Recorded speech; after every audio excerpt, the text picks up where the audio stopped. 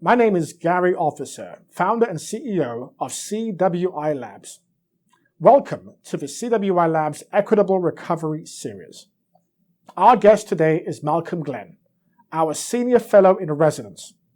Our special guest moderator for this series is Ramona Schindelheim, a nationally recognized and respected journalist. Today, Ramona is responsible for the editorial content of WorkingNation. Ramona. Thank you, Gary, and welcome Malcom to the conversation. Malcom Glenn is a Senior Fellow at CWI Labs and the Director of Public Affairs at Better.com. Previously, he worked for Uber and for Google, and in all of his roles, he has been working to improve the outcomes for underserved communities. You could read more about Malcom at malcomglenn.com. Malcom, thank you for joining us. Thank you, Ramona. It's great to be here. I'd like to start the conversation by talking about the impact COVID-19 has had on communities of color. Right now, we have 10 million people out of work looking for work. We have 12 million people collecting unemployment insurance. And this is a really hard time. And even before now, the communities of color had been disproportionately impacted by joblessness. How are they being impacted right now? Is that still the trend? Well, Ramona, unfortunately, it is the trend. And I think the reality of this situation is it didn't have to be this way. COVID-19 does not impact Black people in a vacuum any differently than it impacts anyone else. This is a respiratory disease that has similar impacts on all different types of people.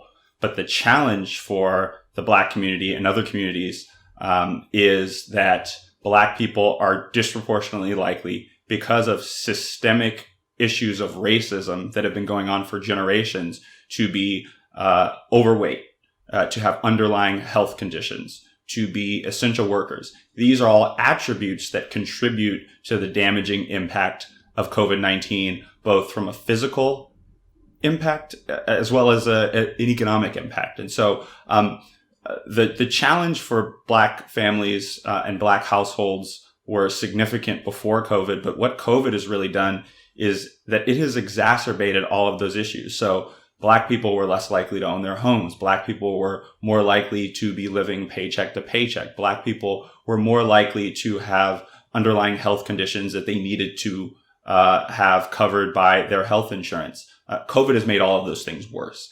And so I think it's really not surprising that in addition to the impact of COVID-19 from a public health and an economic perspective, we've seen this confluence of a really existential interrogation and questioning of the role that racism plays in American society, because racism has exacerbated COVID. And so we're having these conversations concurrently because, in fact, they are inextricably linked. And I think as the pandemic rages on, you're going to continue to see that disproportionate impact on Black families, particularly if we don't look to and receive from various levels of government the requisite interventions that are necessary to make this horrible situation easier for Black families. So it was bad before the pandemic. The pandemic has really just exposed all of the underlying challenges that come with being a Black family or a member of the Black community in the United States of America.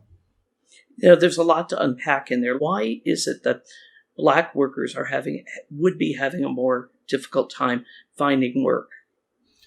I suppose my response to that question would be, how much time do we have? Because if you really want to get to the foundational reason, it goes back 400 years to slavery.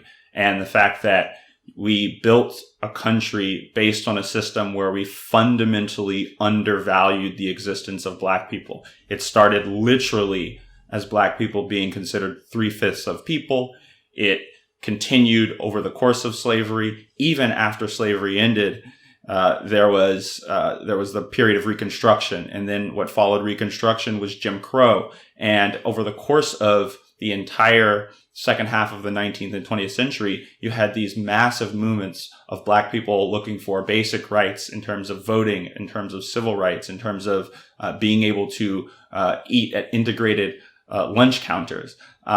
And the reality of all of that fighting was in the aftermath of government being able to post civil rights, institute explicit forms of racism, they went to more implicit forms. And so you had things like redlining, which meant that governments and private enterprises were able to systemically exclude Black people from buying property or participating in the economy, which meant that, when a family that was able to buy a home, it passes that family on to the next generation in their family, they're able to build this extended intergenerational wealth that to many degrees Black people have been left out of. And so when it comes time to look for jobs, when it comes time to live in certain neighborhoods, the number of options that Black people have are significantly restricted because of countless generations long systemic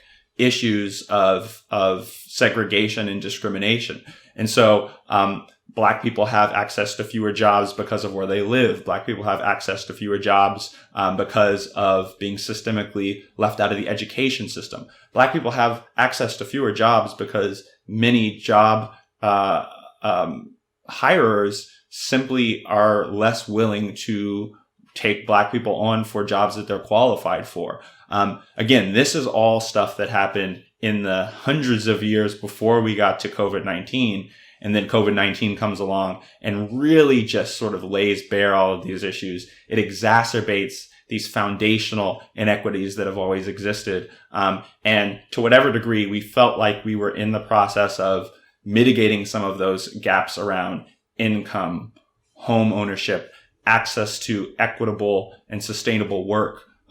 Those gaps have actually become wider in the last 7 months as a result of this pandemic. And it's not just Black families, it's Black families, brown families, it's families with disabilities. There are a whole host of folks who just have a more challenging shot at getting equitable and sustainable work than many of their counterparts do. Yeah, the COVID-19 really exposed that there is more than one America out there. We have an image that we have gotten beyond some of this, except probably for the people who are living it, the Black families, the people of color that do find they have still those difficult times finding jobs in their own communities, probably. Let's talk a little bit about the type of jobs that Blacks generally have. I saw a number that 27% of the people who are in jobs that are at risk during COVID-19 are being held by Blacks.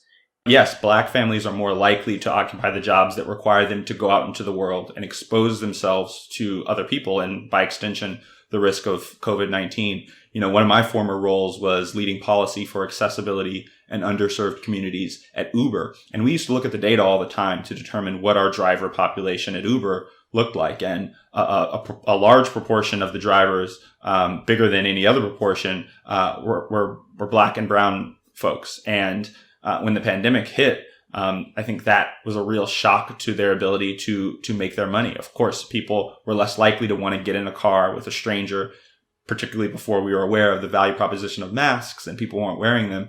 This was a real challenge for them. I think Black workers have a real challenge in the context of the types of jobs they're most likely to occupy.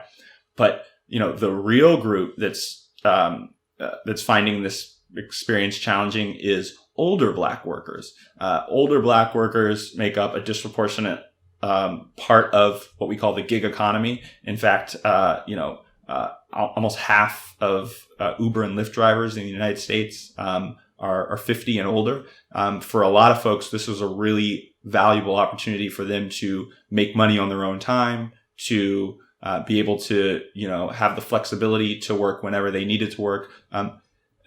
It's not to say they can't do that now, but the risk factors involved with doing that now are, of course, orders of magnitude greater than they were before COVID. And so many people had their work related to servicing some other people. And we're seeing this sort of disparity in what types of work exist for other types of people. We look so much at the unemployment rate, and it's to some degree a valuable indicator of how we're doing as an economic society. But what we don't look at as much is the quality of the jobs within that, the ability to have flexibility around those jobs. So many of these older Black workers are now forced to transition into a situation where they have to seek work that is remote, that requires an internet connection and they can do from home. Older Black folks are disproportionately likely not to have access to high-speed internet at home. They're disproportionately likely to not have access to the devices that can sustain a Zoom call or a Google Hangout call, notwithstanding perhaps not even having the skills to perform some of the duties that are required for some of these roles. So there is definitely, at the very least, a dichotomy of different types of jobs that exist for different types of people in this country. And what we've seen is, particularly for Black families, the types of jobs that they were more likely to have before the pandemic are more likely to be the types of jobs that they're either not going to be able to do now, or at the very least are going to have to do with a significantly elevated risk of going out in the world and potentially contracting COVID. And then by extension, potentially bringing that virus back to their families and spreading it within their communities, which is part of the reason you've seen more Black people than we are as a proportion of the population coming down with the virus.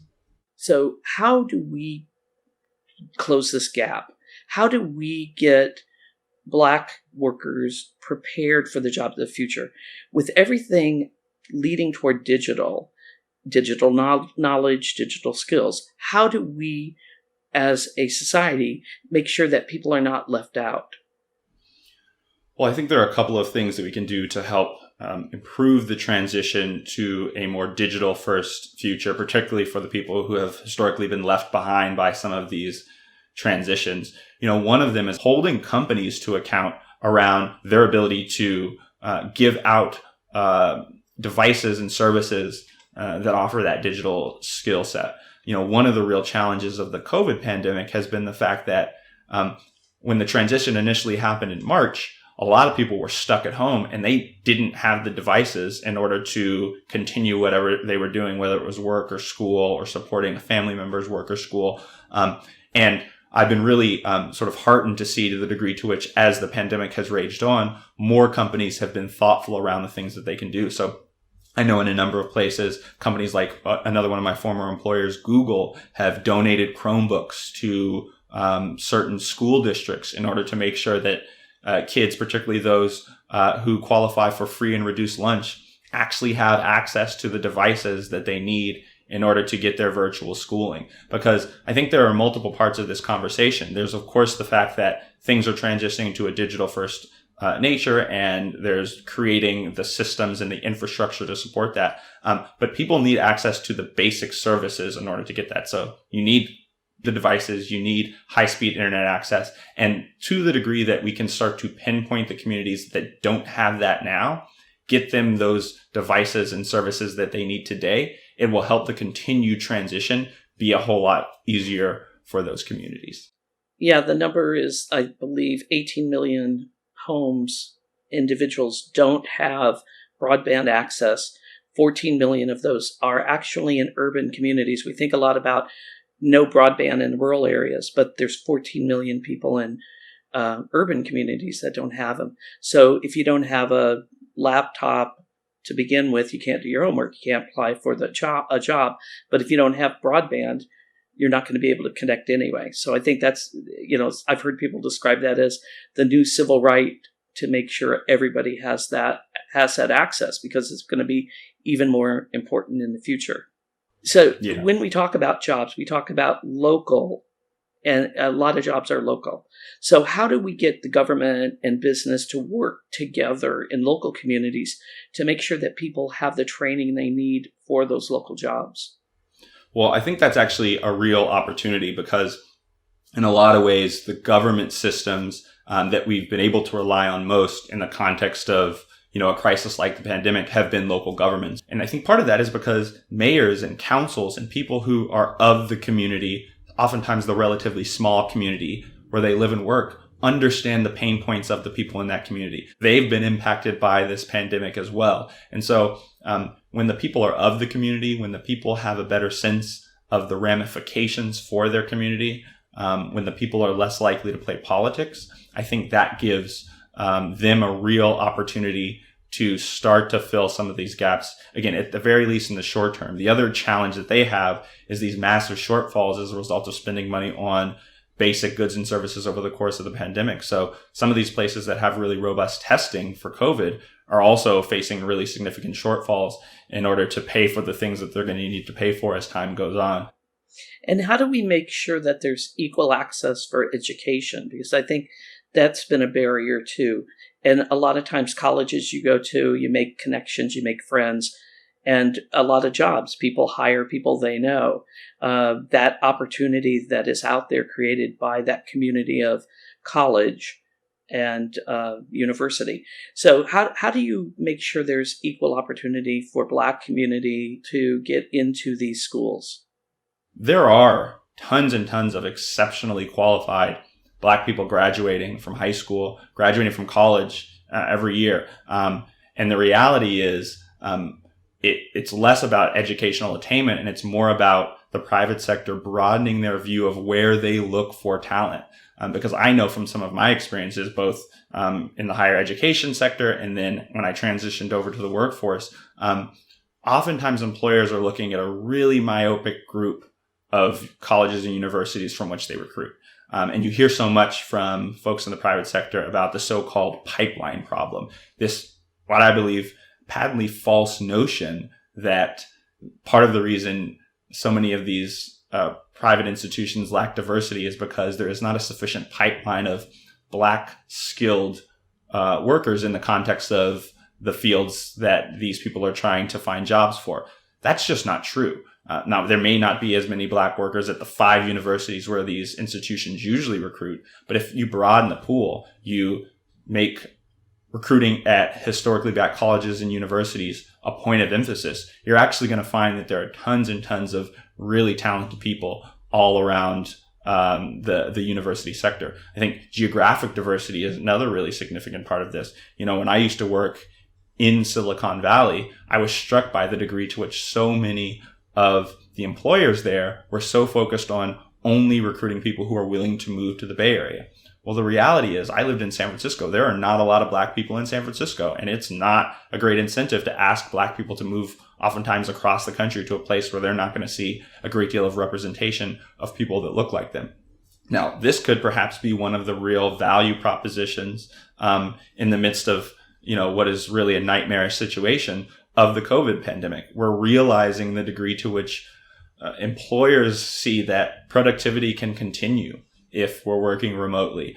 It doesn't matter so much that you live in a specific space if you're able to log on every day and get your work done. And so my hope is that as time goes on, and particularly as we emerge from the pandemic, employers will recognize, hey, listen, I don't have to tell these folks who are super talented and are going to be a super valuable asset to the company. I don't have to ask them to move across the country. I can, in fact, hire them and have them prosper wherever they are. I think that's going to make a meaningful difference on the diversity of some of these institutions, but you have to do it in tandem, as you mentioned, Ramona, with the educational component as well, making sure that folks have access to the education they need, and then making sure as recruiting efforts take place, particularly in the private sector, they're targeting a broad swath of the university population because the talent is evenly distributed, but the opportunity is not. There's also this movement through some companies, including Google, I believe, that degrees are not as important as skills. So finding ways to test for what the skills somebody might have, and no matter where they attained it, is kind of emerging as an important trend as well. And back to the idea that people can work remotely, again, it goes down to, do they have access to the equipment and the broadband? And Ramona, I think that's exactly right. I think there's a really important question around infrastructure, right? You know, not just are the devices there, but not just is can you afford the service, but is there the fundamental internet infrastructure in place? If you live, say, in a rural community to support your ability to work from home, you're talented, you have access to the resources, but is the underlying infrastructure there? It's been a conversation in pre-COVID circles, but of course it's been exacerbated like so many other things as we've become so much more reliant on that internet infrastructure as a means of doing just basic things in the course of our lives. I think the other infrastructure issue there too is transportation. Public transportation is a very key component of that, especially for lower income folks. You know, one of the most challenging parts of the beginning of the pandemic was how are these essential workers, how are these service workers going to get to their jobs? It is really challenging to ask a person to make a choice between either continuing to keep their job and feed their families, or in the midst of a pandemic that we haven't seen in a century, to get onto a densely packed tube for an extended period of time, sharing the air with a bunch of strangers. And that's really the option that so many people have. It's, do I continue to take my job? And if the answer is yes, I do so at pretty significant risk to myself. Now, the good part of this is, as the pandemic has waged on, what we've seen is that we haven't seen these so-called super spreader events taking place on public transportation. We've looked at data in places like New York, as well as outside of the United States. I've seen a recent study from the country of Spain. And what we've seen is that particularly when you have widespread mask usage, and you have that in both of the places that I just mentioned, public transportation is relatively safe. And so public transportation is, and certainly will continue to be a real linchpin of success for people who live in low income areas. Malcolm, I'm going to give you the last word on that. So thank you so much for joining us. I really appreciate it. Thank you, Ramona. I really appreciate the conversation. Thank you, Ramona and Malcolm. And thank you for joining our discussion today. I invite you to view other episodes of An Equitable Recovery and to browse the compelling library of articles, podcasts, and commentaries at both CWILabs.org and WorkingNation.com.